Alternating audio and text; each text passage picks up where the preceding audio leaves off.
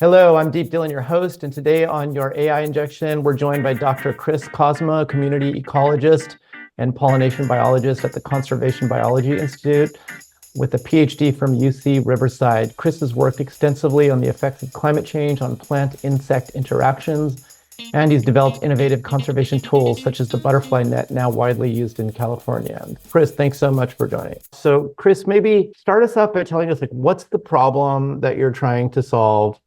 What happens when somebody doesn't use your approach or solutions? What's the typical thing going on today, and what's different, when they use your approach or solutions? I work in conservation. I'm specifically an applied ecologist, and so we have a lot of tools in our tool belt for addressing things like biodiversity loss, climate change mitigation, and all of these sort of what can come off as very existential issues that we're facing today as a planet. And so AI is just, to me, one tool in the toolbox for addressing these sorts of problems. And I really view it as sort of just, again, another tool that specifically allows us to address these problems in a more powerful approach. So analyzing larger amounts of data quicker and gaining more useful insights from that data. But that's not to say that, AI is the only approach that I use. In fact, far from it. So most of my actual background is in field ecology and actually going out there into the field and collecting data on these species and these organisms and their traits and how they're interacting with each other and their environment and stuff like that. So maybe let's jump up a couple levels. What's going on in the world today with respect to insect populations, and what are your areas of concern?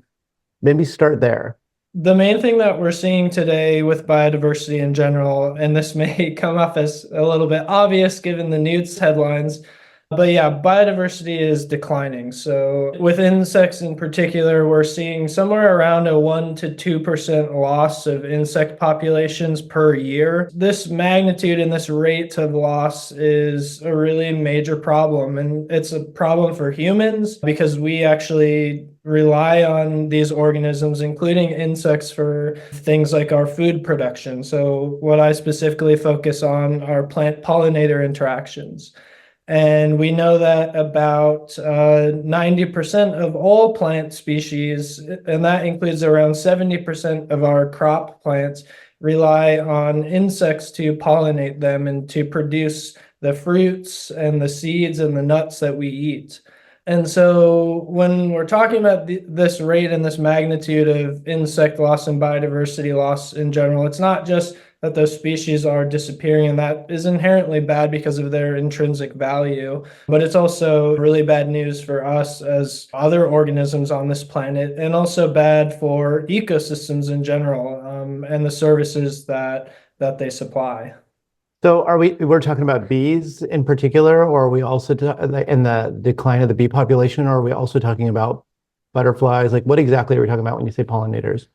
Yeah, so pollinators is a pretty broad term, and it does encompass bees. That is probably the first thing that comes to mind for most people when they hear the word pollination or pollinators. And bees are very important pollinators, and they've gotten a lot of attention for that. But part of my research agenda and my work that I'm doing now at CBI is trying to also shift the focus to our more underappreciated pollinator groups, and that includes moths. So I actually did my PhD in moth ecology, and moths, it turns out, are extremely important pollinators. They're usually active at night, so we don't see them as much out there visiting flowers, but they are pollinating just like bees are during the day.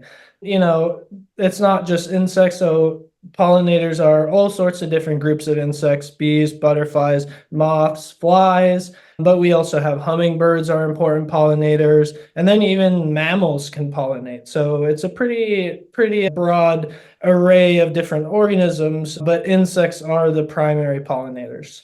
And tell us, when pollinators decline, what do they normally do specifically with respect to our food supply? And what happens when their numbers start dropping?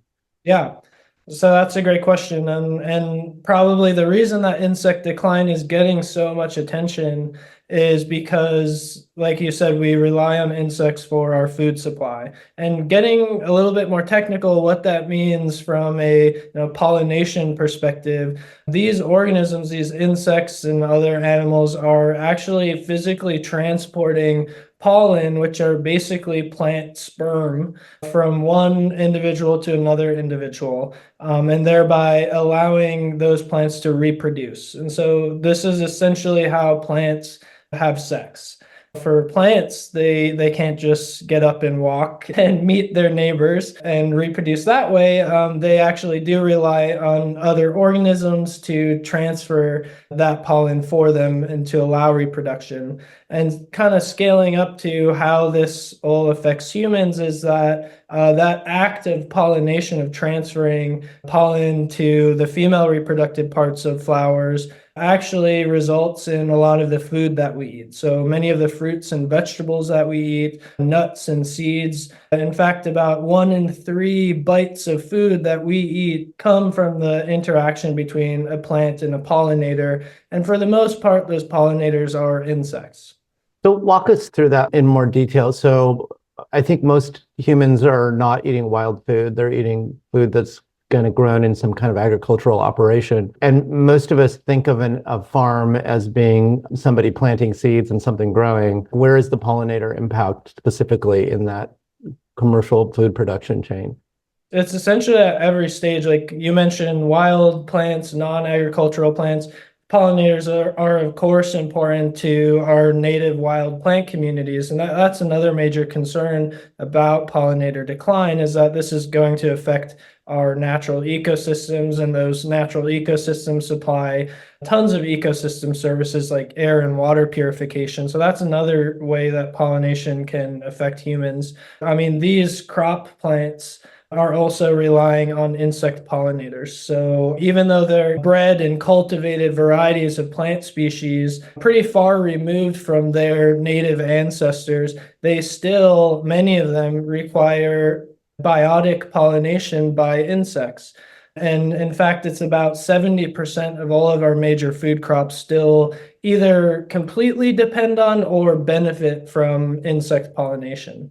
Is that because the seeds that get harvested from the plant will not bear fruit unless that plant was pollinated?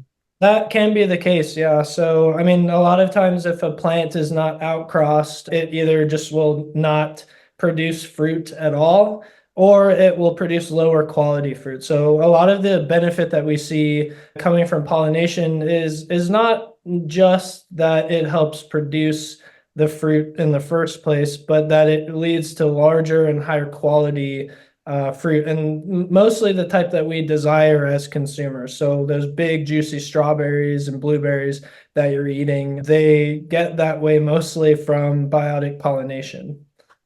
Okay, so now some kind of dumb questions like why are these pollinators dying off? Is it just loss of acreage of wildlands? Is it Roundup everywhere? Like, what's actually killing them off? Yeah, I mean, that's not a dumb question at all, because it's actually a very hard question to answer. So the phrase death by 1,000 cuts has been applied to this problem. It's basically this idea that there are just so many threats being thrown at insects from all sides, and every one of them is contributing in part to their decline. And so some of the major ones we're seeing here are climate change. So that's a lot of my past research is focused on the effects of climate change on plant pollinator interactions and insects in general. And, just like when it gets too hot for humans to be comfortable and sometimes to survive, the same is true for other animals. So sometimes we're seeing, direct mortality caused by climate change, but it also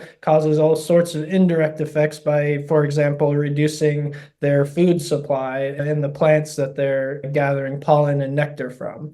Some other major threats to pollinators are habitat loss. In fact, that's probably, the data tells us that is still the number one cause of biodiversity loss across the board, and it certainly is a major driver of pollinator loss. When we mow down native natural ecosystems and replace them with agricultural fields or parking lots or houses, you are getting rid of the resources that native insects and other wildlife relies on. And that is a major problem for insects and the rest of biodiversity. And then to add on to this list, some other threats, invasive species. So, when you have non-native species moving into those native ecosystems, in some cases replacing the native plants, for example, that those pollinators have evolved to rely on, you're also reducing the quantity and quality of their food supply. And then you have other invasive species that are direct pests or pathogens of native pollinators. And then another major one is pollution in various forms. And light pollution is actually a pretty under-recognized threat to insects, partly because a large proportion of insects are nocturnal. Around 60% or so of all insects are nocturnal. And so light pollution is actually a major disruptor to their natural life cycle and their natural activities that they should be performing out there, like feeding and reproducing. And light pollution can actually disrupt all of those things and also exacerbate insect declines. So you kind of enumerated a bunch of stuff, but some of them seem easier for me to wrap my head around, remediation or like ways to kind of deal with it. So habitat loss, for example, it seems like the clear thing to do is to restore habitat or prevent loss. But some of these other ones, I don't even know where you would start with something like invasive species. I mean, I guess you can jack up laws for whatever agricultural inspections or something, but it seems like a hard one. How are you prioritizing your guys' efforts at the Biology Institute, at the Conservation Biology Institute? Well, yeah, I mean, at CBI, we address a lot of different problems from a lot of different angles. And like you mentioned, things like invasive species are very difficult questions and problems to tackle. It really, at the end of the day, requires coordination from a lot of different entities. Scientists like myself, policymakers, we really need strong policies in place to, first of all, help us do our work better as conservationists and restorationists, but also to just put the conditions in place there to prioritize biodiversity protection. It can be extremely challenging and sometimes too challenging. Sometimes what we try doesn't work, but I think that the key point is that we just need to be putting more and more resources, more time, more ideas, and more tools, including AI, into this fight for biodiversity, or else we're going to start to see some major impacts here. Have a ton of data, don't know where to start? Chat with one of our principal data scientists at xionyx.com. That's XYONIX.com. You'll talk to an expert, not a salesperson.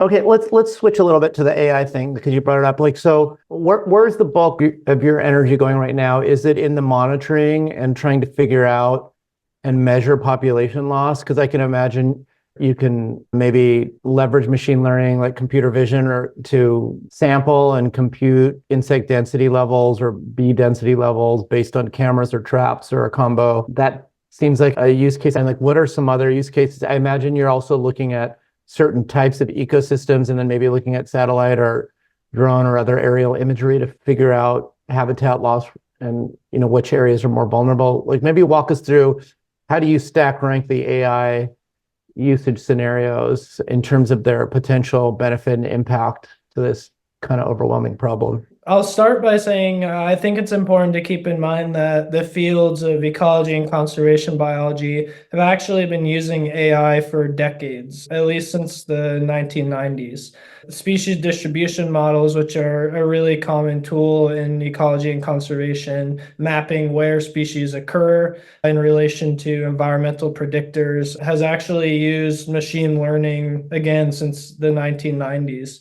And that's something that when I took a step back a few years ago with the advent of ChatGPT, when AI really came into the spotlight, and for a lot of people, including myself, it was sort of like, oh, wow, this new, maybe even scary tool that we have here. But when I took a step back, I realized that AI has been a part of my field, at least for a very long time. And again, it's just another tool in the toolbox. And me personally, I've used AI in various aspects throughout my scientific and professional career, including species distribution models. And specifically right now in my position at CBI, like you mentioned, I am using AI to enhance biodiversity monitoring, which is a really important part of conservation, knowing where species are occurring, when, how many of them are there. That's key data behind things like species conservation assessments. For example, designating which species are threatened or endangered for the Endangered Species Act.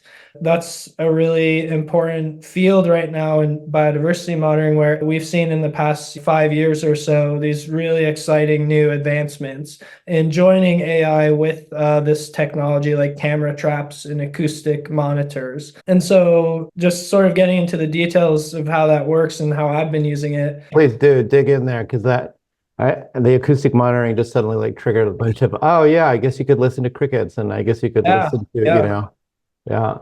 Yeah, so I mean, I think one of the key points here is that there's a lot of untapped data out there, whether it be images or sound, that we as manual data recorders, as humans, can't really tap into very effectively.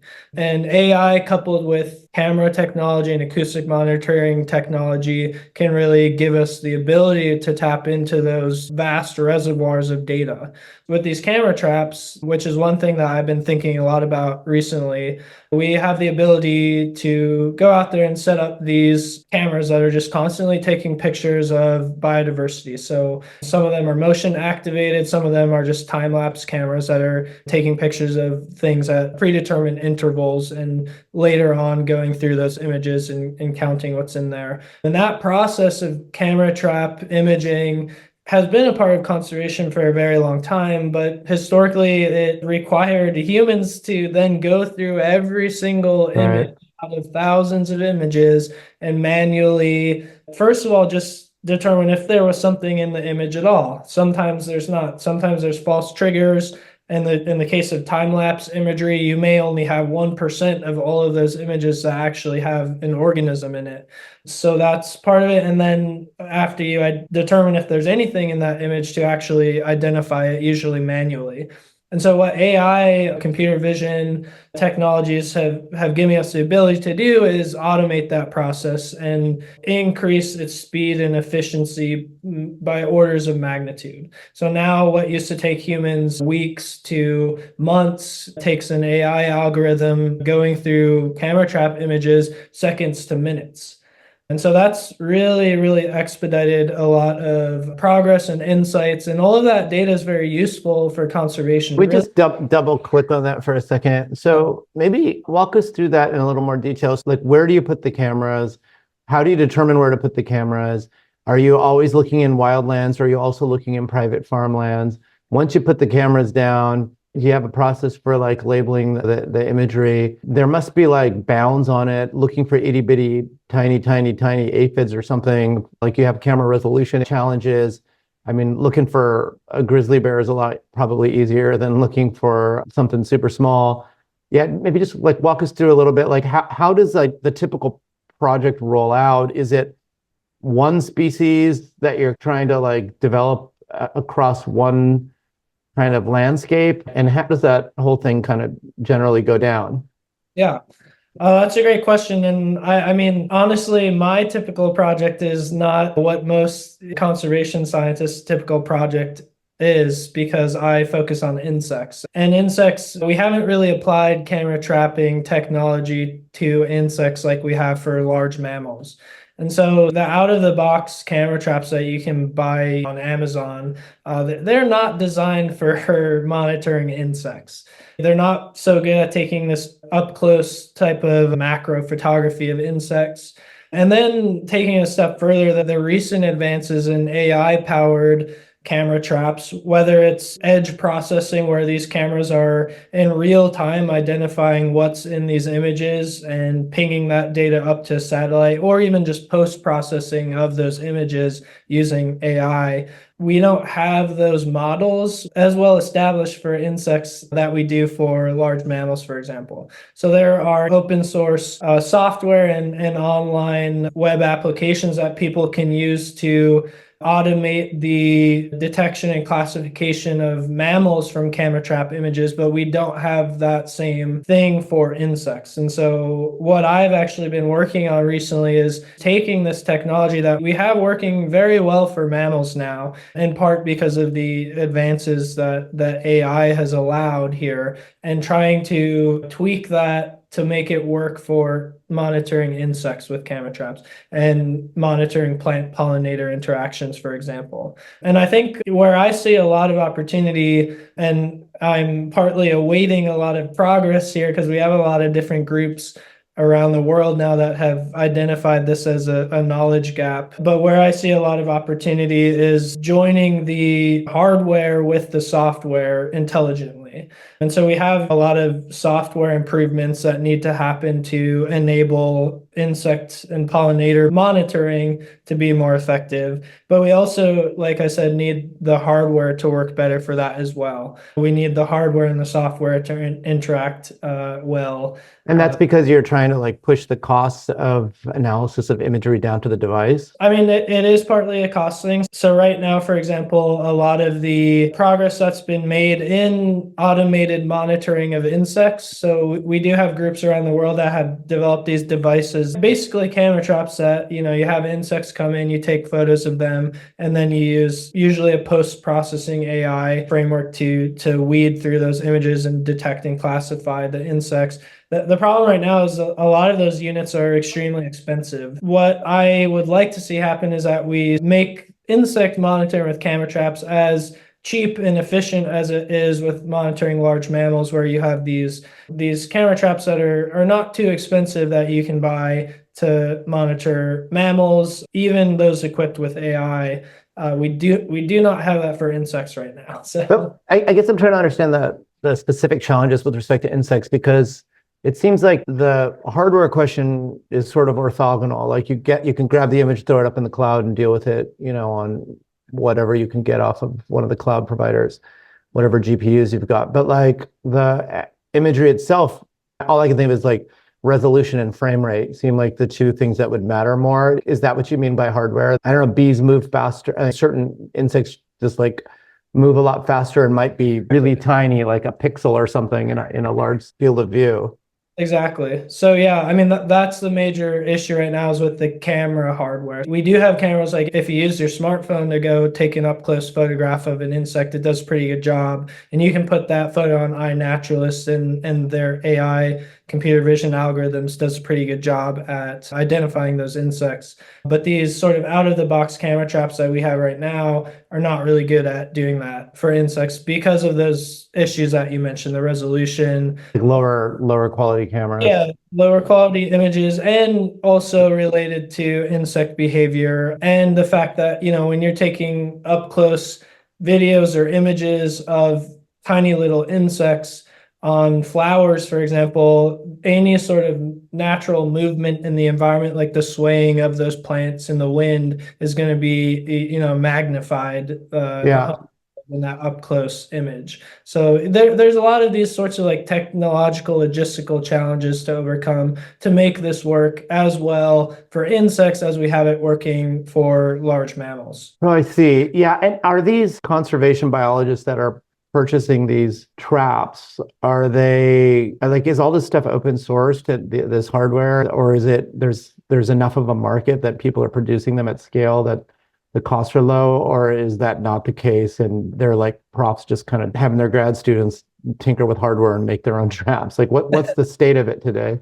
Yeah, no, I think it sort of runs the gamut there. Like you do have some organizations that are at least attempting to build out like commercial scale models of these things and producing them at commercial scales.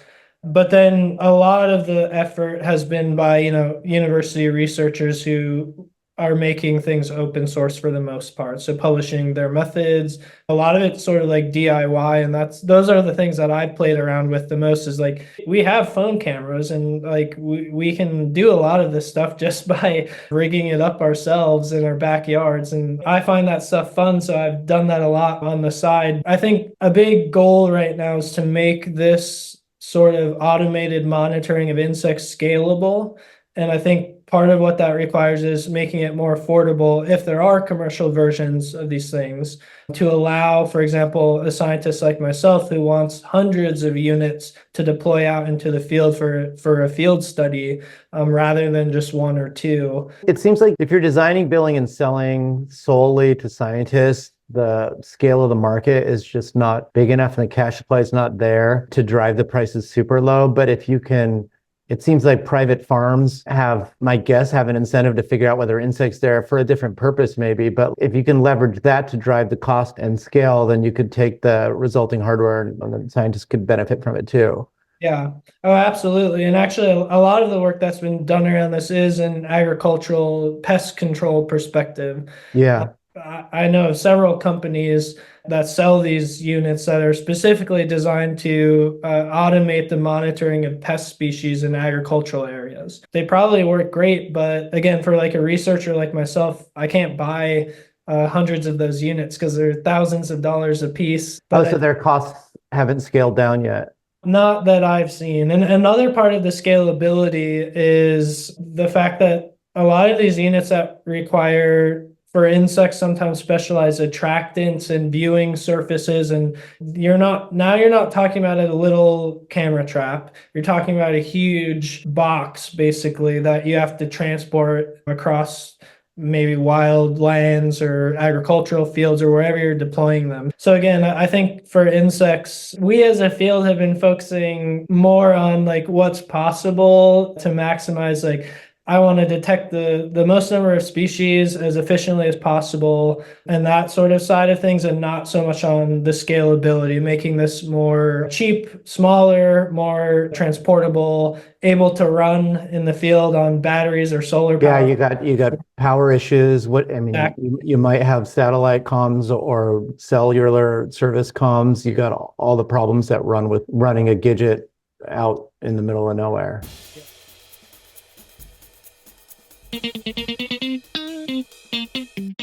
In my opinion, at least, if we want to see sort of this envisioned future where we have a lot of automated biodiversity monitoring occurring across large areas, which requires a lot of units. These monitoring units, whether they're camera traps or acoustic monitors, we need to allow this technology to be scalable. And we're there with camera traps for larger organisms. We're there with acoustic monitors. So we have acoustic monitors now that cost like $50 a piece. So you can really buy a lot of those and deploy them at very large scales and collect a ton of biodiversity data very efficiently. Is there anything going on in the crowdsourcing arena? Like people just installing an app on their phone and then just wandering around the wilds and audio gets sampled, captured, archived. You got a GPS coordinate. It seems like a kind of nice app for it. I mean, you'd have to clean up the shuffled pockets and other peripheral noise, but that seems achievable. Is anything like that going on? I mean, I think essentially what you're talking about is community science right now. Or yeah, I'm talking about like you got 7 billion sensors in people's pockets. Yep. Can we use them? Yeah, so I mean, absolutely. In my research and increasingly in more ecology and conservation related research, we are using community science, citizen science data. And that can be images from iNaturalist. iNaturalist is probably the most widely used citizen science platform, at least in the US. And it's mostly image-based. They do allow audio recordings as well. You're getting millions and millions of images, each one of those images being a point of data, a species occurring at a place in time. And that is the type of data that we as ecologists, as conservation biologists, rely on. Actually, to me, probably one of the most important and exciting innovations in my field in ecology and conservation biology of the past decade is the marriage of community science with artificial intelligence. And that's because on one side, with community science, you have the ability to generate orders of magnitude more data than we ever could as scientists, as professional scientists. And then on the other side, with AI, you have the ability to rapidly make sense of that data, including things like computer vision models that are able to, with pretty high accuracy now, classify that image, at least to a broad group of species, and amazingly, increasingly to species level, including for pretty cryptic groups and unknown groups of organisms like moths, which I spend a lot of time on. And so it's a really powerful cross-pollination of technology that we've seen here. Well, plus you get free analysis if you can do it on device, right? I mean, like analyzing millions, billions, or trillions of images or audio samples is expensive, especially if the money's going to Amazon or Google in their cloud. But if you're doing it on device, then somebody else is paying for the electricity, a citizen's paying for the compute cycles, and you just have to pay for storage, which is of the results. You want to keep on the originals too, but yeah, I don't really understand it as much as I should about that side of things, compute power and who's paying for what. And I really hope that it's not like falling on underprivileged communities, those sorts of costs.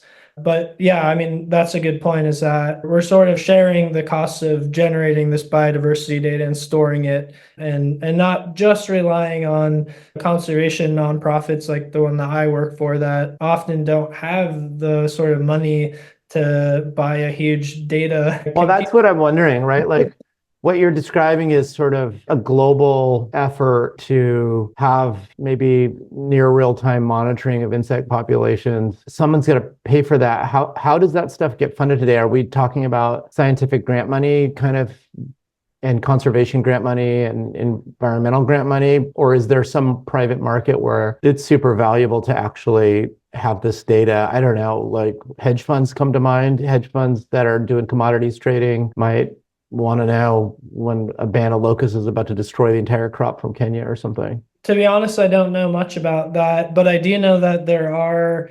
biodiversity, conservation, biology, nonprofits or organizations that have pretty much developed their entire model around collecting and storing that type of data, presumably eventually to sell or to use in some other way. So I think that a lot of people are thinking about that. Like that's a big issue in general with biodiversity data, is like data sovereignty and like who owns this data? Does anyone own this data? Biodiversity data in general. And then when and where it's collected, does that influence who should own decision-making power over it? In my perspective, like I get kind of frustrated over when people are unwilling to share their data, at least from certain sources. And I know that data sovereignty, again, is a major issue. And there are communities out there that won't share their data for very good reasons. But I also don't think that the privatization of this data is a very good solution either. What you're describing feels to me like a fractured landscape of private or public entities gathering some data, probably research funded, probably on particular plots of land or locales. But what you're trying to get to is a more kind of global, holistic kind of view, something akin to maybe what NOAA does with atmospheric sensing and ocean data. It feels like the realm of a really well-funded big government entity to like step in. And then I guess the second part of this question is like, let's say we get all this data. Does that just mean that we have a really great television to watch the demise of the pollinator population? Or does something actually happen with it, and do we do something with it and stop the decline? For the first part of your question, I think that like in general, in a lot of different scientific fields, including in ecology and conservation, there's been a general movement towards sort of open data, and this idea that probably because of the severity of the global issues that we're facing today, we really need to foster collaboration, and part of that is sharing data. And that's because any data can be extremely valuable. And we, in biodiversity science, we have a major data problem. We do not have a lot of data for the vast majority of the species that are out there. And it becomes especially a problem when you talk about things like species interactions. I think only about 1 in 10 species on Earth potentially have been described even. Less than 10% of all of Earth's biodiversity has even been discovered or described. And then for the vast majority of those species even, we know very, very little about their biology, their ecological interactions, their traits, all of this different stuff that we, from an applied perspective, getting into your second part of the question here. We need this data to feed into conservation decision making. Knowing in my sort of niche field of research focusing on plant pollinator interactions, for which we have very, very little data for overall, we can use that data and we need that data for a lot of important potential conservation applications. So knowing, for example, which plants to plant where based on the patterns of usage of those plants by insects. That is critical ecological information and actually basic ecological information that we simply just don't have. And so from my perspective, when, especially as a scientist in the scientific community, whether it's in academia or nonprofit or government, when you collect that data, to not make it open source is potentially disadvantaging everyone, including yourself, because that is data that could be very, very valuable to conservation efforts. And so there's a lot of efforts right now, including ones that I'm involved in, to, first of all, synthesize this type of ecological data, because even when people do share it, it's usually not in a very accessible format. It's spread out around a lot of different sources. And so a major task in my field is to consolidate that information in one place where we as a scientific community can access it and use it for various applications, whether it's basic or applied research. We've made a lot of progress on that for things like species distribution data, so where species are occurring. We have massive global data sets and databases for this now. And I'm in my working towards that same situation for other ecological data like species interactions. So given what you have looked at and what you can see, what is the analysis of the data told you? Like, what are some high-level insights that maybe policy decisions could shake out of, or just collective actions? Yeah. And yeah, so I forgot to answer the second part of your question, which is like, how do we make sense of this data? Is it even useful, or is it just telling us all the same story that things are bad? And yeah, I mean, unfortunately, like that is a big part of it. The fact is that species are declining and at an ever accelerating rate. So what that means is, for the most part, when we collect data out there on species population sizes and assess their conservation status, it's rarely in a positive direction for most species. There are exceptions there, and actually I want to point out the efforts of the conservation community really do and have made a difference. There was a recent paper that came out, a meta-analysis showing that globally conservation efforts make a difference. They have led to positive impact. And so what that tells me and should tell other people is that there is absolutely hope. We can turn the tide here on things like climate change and biodiversity loss. It requires more cooperation, again, like I mentioned, among scientists and policymakers and all these different entities. It requires more resources being poured into this. It requires more public understanding and awareness of these issues as well. And so I think for me, as a scientist working in conservation, sometimes it can be very pessimistic, the situation that we find ourselves in. But I like to focus on the hopeful things, and that is that, again, our efforts are making a difference. And it's not just our efforts as professional conservation. Can you give us like some specific examples? If you want to maybe talk about the butterfly net, does that make a difference? If you have something else that you think are specific cases, I probably know 40 people that went out and made beehives and are like harvesting honey at some point. Like, does any of that matter? Where are the pockets of positivity? For me, a big pocket of positivity is what anyone can do in their own backyards and gardens. So a lot of what the butterfly net was aimed at is helping people, home gardeners and landscapers, make better planting decisions to support biodiversity. So we choose plants in our backyards and gardens for a lot of different reasons. Mostly it's because they're pretty, or maybe because that was what was available at a local nursery. But increasingly, we need to be making planting decisions with biodiversity in mind, because as I mentioned earlier, insects and a lot of other wildlife rely on plants, and usually native plants, plants that have evolved and are native to those specific regions. So the butterfly net was really geared. And just for our audience's benefit, this is a tool that you built? Yeah, the butterfly net is an app. And maybe just describe it really quick. Yeah. Yeah. So the butterfly net is an app that I built during my PhD, and it's essentially a plant selection tool. So it helps people, whether they're home gardeners or even restoration professionals, make better plant selections to support insects. And so it specifically guides people towards what we call keystone native plant species, and those are plants that are disproportionately important to the insect community there. So maybe those plants that support the highest number of insects. And it does this in a spatially explicit approach. So it looks at where species are occurring and who they're interacting with where, and it uses that information to identify these regionally appropriate native plant species. And so wait, unpack that. How does it do that? How does it know who's interacting with what? I mean, are you using the camera? Like, what are you doing there?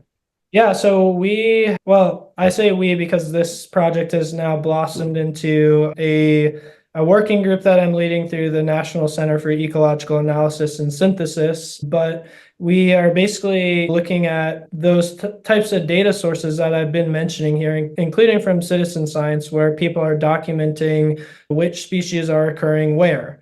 And we're using that information to develop species distribution models. We're also looking at temporal patterns of activity. So when are the insects active and when are the plants blooming? And we're using all of that information together to identify the best plant species, if you will. So those plant species that are optimizing the benefit for the insect community.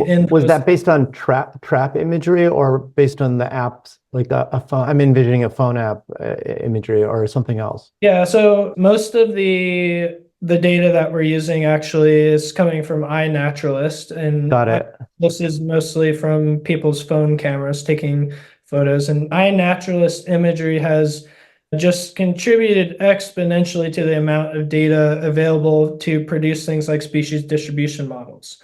So if our listeners want to do something here to help out, they should download the iNaturalist app and go shoot pictures of bugs? Oh, absolutely. That's the number one. That's, to me, the number one way that anyone can contribute to conservation is by using community science platforms. iNaturalist is just the largest one, but there's others as well, including PlantNet and eBird. But that type of data is being used by conservation scientists, including myself. And it's super, super valuable data. It's also been assisted by AI. So part of the reason we have all of this data and all the people interested in using community science platforms is because the app will tell you right there what you're looking at because of their computer vision model. Have data, have a hypothesis on some high-value insights that, if extracted automatically, could transform your business? Not sure how to proceed? Bounce your ideas off one of our data scientists with a free consult. Reach out at zionics.com. You'll talk to an expert, not a salesperson. Once you figure out what plants for a particular region need to be planted more there, is there room for, legislation or some kind of action to like push the nurseries to like include a lot more of those plants? Maybe that's just going out and talking to them. Maybe it's more direct where the government just gives them more money so they can drop the prices of native species or something. Is any of that happening? Should it happen? Oh, it absolutely needs to happen. In fact, one of the main reasons that people do not plant native plants is because they're simply not available like ornamental, often invasive plant species are that you can buy, for example, at Home Depot and other big box stores. So for the most part, native plant gardening supply is restricted to these sort of smaller nurseries and online seed sellers. And number one, there's not a lot of them. But number two, it's sometimes hard to find them, and there's no really like centralized framework of how to access that information of where do I buy this native plant that I'm supposed to be planting here. So that is a major thing that I and others have been thinking about, and it's a really essential component of this wider picture of how do we get everyone contributing to restoration that helps biodiversity. And again, a big part is just having the supply there, having the right plant species available for people to actually implement them in their gardens. So that kind of like urban, suburban, nursery-driven, kind of intelligence-driven strategic planting actually makes a difference on the numbers to the point where it would show up in your data and it matters to you? If you're talking about from, does this have an impact on species populations in terms of like, Yeah, pollinators. Does this? yeah, absolutely. I mean, a great example is the monarch butterfly. I try not to talk about the monarch butterfly as much because it's a great example of our bias towards individual species as humans, but also in conservation. But the monarch really is a great example to highlight these ideas. A lot of the success around helping to support monarch populations is attributed to native plant gardening, specifically milkweed planting efforts in private land, so in people's backyards and gardens. And there have been numerous studies showing that type of even small scale restoration of really crucial keystone plant species like milkweed really can have a positive impact on species populations and help their potential conservation status. And, the fact is that in order to address the problem that we have right now, we need everyone doing this. We need to get rid of lawns. Lawns are probably one of the worst things for biodiversity right now. And it's not just the grass, it's also the fact that once you have a lawn, people get obsessed with getting rid of the weeds, so they start spraying stuff all over it. What's bigger, that physical fact that you got the lawn, the fact that it displaced native species, or the fact that you're slamming it with chemicals?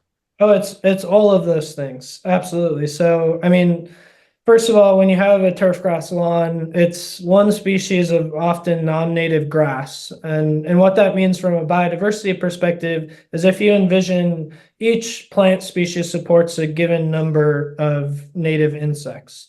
When you have one plant there, you're maybe supporting a few. If you have two, you're supporting a little bit more. If you have 10, 50, 100, you're supporting more and more and more. So the more we sort of downscale the plant diversity that we put in our managed outdoor spaces like our yards and gardens, the less insects we are supporting. And then the second part of that is absolutely the amount of chemicals that the average person is using in their yard and garden to control the weeds, to get rid of insects. And that's a major problem. Part of like wildlife gardening and gardening for pollinators is number one, increasing native plant diversity, but also number two, decreasing chemical usage. Also getting okay with the fact that we share this planet with other organisms, including insects, and that for the vast majority of those insects are completely harmless to us and actually are very, very beneficial to us. And so we don't want to get rid of them. We want to actually help support them. And what about, is there any efforts to, like we have a ton of public lands here, and we're in Washington State. I think you're in Oregon. But anywhere Rockies or West has just a ton of public land. I imagine there's a lot of native species that have just reduced due to the last century of logging and other activities. Like, are there efforts to leverage your kind of really insect-focused approach to pulling those numbers back through the planting of milkweed or other specific species, so that it's not just urban and maybe suburban landscapes, but it's this like just vast tracts of land that we have? Yeah, absolutely. I mean, actually, I would say that the major hurdle that we have right now is making our urban and agricultural landscapes more friendly to biodiversity, because that's where we see most of the degradation occurring. Not to say that there's not issues in wild lands, protected lands as well. And I think the same general idea that we need to be restoring ecosystems and managing ecosystems in very targeted ways that use the available data, including the data that we're generating with AI approaches, to sort of guide those plant species selections and those restoration strategies. And that is very relevant to agriculture. It's very relevant to urban areas, but it's, equally relevant to the restoration that we're doing in protected lands as well. That's interesting. So I'm reading into what I heard you say, and correct me if I'm wrong, was that the insect populations are relatively better in those public lands, whether it's DNR. I mean, obviously a national park would probably be fine, but like there's all these other lands that are wide open spaces, but maybe they're not as heavily impacted as the private and suburbans. I would think they would also be impacted just with all the ranching and like logging in our area in the Northwest, plus with the fires, and there's just a lot going on. I mean, it's very, very context dependent. So it depends on where geographically you're talking about. It also depends on what insect groups or what insect species you're talking about there. There are some disturbance-loving insect species, a lot of agricultural pests, which will have very high abundance in agricultural areas. Does that mean that agricultural area is supporting a healthy natural community of insects? Probably not. Got it. I would say that for the most part, protected land is an essential component to protecting, biodiversity in general, including insects. Some of those lands are not managed very well. They could be managed better. But I would say in general, the fact is that we are increasing our rate of agricultural conversion, of urbanization. And along with that, that means that we need to decrease the impact of those land use changes on biodiversity and on the planet. And that's where at the Conservation Biology Institute, I've been focusing most of my efforts, because I really see that as one of the most important challenges that we face today. Agriculture is actually the number one contributor to biodiversity loss. If you look at the numbers in terms of, habitat destruction, what is causing most of habitat destruction, it's agricultural conversion. And so trying to make agriculture more environmentally friendly, including reducing its impact on insect populations and other organisms, is very, very essential for our shared future on this planet. We as humans need the food, obviously, but we also rely on those organisms that we share this planet with, those native insects. Yeah. And I'm excited in all of the opportunities in this area and making agriculture more sustainable. Thanks so much for coming on the show. It's been awesome. I'll end with one final question. Maybe let's fast forward 10 years out. Imagine all of the AI efforts, helping and whatever else. Give us two scenarios, one where we're all screwed and everything's hell, and the other one where something actual positive happens and it's not as bad. How can the AI and the other technologies, like if they play out really well, help us out, and how can they not matter and us fail as humans to like do the right thing, and how bad does that world look? My biggest concerns around AI, and I really don't have a lot of concerns around AI. I view AI as another tool in the toolbox, and I think it all depends on how we as humans decide to use that tool, and hopefully we decide to use it for the better. Some of my concerns around AI, specifically in the context of conservation, are perpetuating these sort of entrenched biases that we have, both social biases and the data that we're using to train these models. A lot of the biodiversity data that we have is from North America and Europe and China, which is paradoxical because most of Earth's biodiversity is housed in the global South. And so we need more data collection efforts in the global South and tropical countries. And we need to make sure that our use of AI is not perpetuating these sorts of biases, and that the potential benefits of AI are being shared among all of these diverse communities. I would say my real dystopian future view, which I don't believe in because I think we will get our act together, is that, as E.O. Wilson said, the collapse of insects will be the collapse of humanity. We cannot survive on this planet without insects. If we don't do something to curb their decline, we're going to lose out in the end as well. My optimistic future on the other side of that, a very common perspective in ecology is the idea that the whole is greater than the sum of its parts. That's a really important idea in ecosystem sciences, where we know that each individual species is playing an essential role, and together, including through the interactions that we all have with other species on the planet, we form what is the biosphere, all of life on the planet, a self-sustaining system. We need to perpetuate that model, including how we deal with AI. So I really see that if we use AI intelligently, it will be another essential entity in those parts that form a greater whole. And I really think that the combination of human ingenuity, the capabilities of AI, and the intrinsic value that biodiversity has on this planet, as well as all of the services that biodiversity supplies, can lead to a very, very exciting future where we can all thrive. Awesome. Thanks so much. And thanks for coming on. Thank you so much for having me on. It's been a pleasure.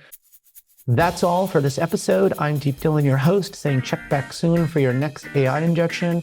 In the meantime, if you need help injecting AI into your business or project, reach out to us at xionyx.com. That's XYONIX.com. Whether it's text, audio, video, or other business data, we help all kinds of organizations like yours automatically find and operationalize transformative insights.